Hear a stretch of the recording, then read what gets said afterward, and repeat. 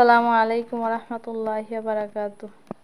আজকে আলোচনা করব হযরত আলী রাদিয়াল্লাহু তাআলা আনহুর কারামত সম্পর্কে। একদিন চতুর্থ খলিফা হযরত আলী রাদিয়াল্লাহু তাআলা আনহু একজন লোকের সাথে কথা বলছিলেন। কোনো এক কথার প্রসঙ্গে লোকটি হযরত আলী রাদিয়াল্লাহু তাআলা আনহুকে বললেন, আপনি মিথ্যা কথা বলেছেন। আমিরুল মুমিনিন হযরত আলী রাদিয়াল্লাহু তাআলা আনহু মিথ্যা কথা বলবেন তা তো কখনো কল্পনা করা যায় না। লোকটির কথা শুনে আলী রাদিয়াল্লাহু তাআলা আনহু মনে অত্যন্ত কষ্ট পেলেন। তিনি বললেন, তুমি আমাকে একটি মিথ্যা অপবাদ দিলে, আমি কি তোমার এই মিথ্যা অপবাদের জন্য তোমার বিরুদ্ধে বদদুয়া করব?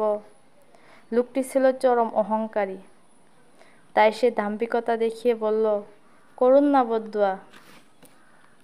হযরত আলী রাদিয়াল্লাহু তাআলা আনহু এর হয়তো বদদুয়া করার ইচ্ছা ছিল না, কারণ ইচ্ছা থাকলে তিনি লোকটির কাছ থেকে অনুমতি নেওয়ার প্রয়োজন মনে করতেন না।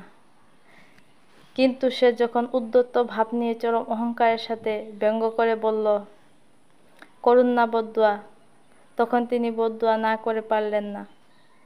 তাই তিনি বললেন, হে খোদা, তুমি তাকে অন্ধ করে দাও। সঙ্গে সঙ্গে লোকটি অন্ধ হয়ে গেল। এভাবেই মহান আল্লাহ তাআলা তার প্রিয় বান্দাদের দোয়া কবুল করে থাকেন।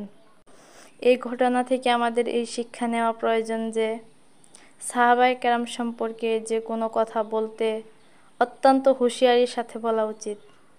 তাদের সমালোচনা, দুষ্ত্রুটি অন্বেষণ থেকে অবশ্যই বিরত থাকতে হবে। সর্বদা তাদের প্রতি শ্রদ্ধার মনোভাব রাখতে হবে।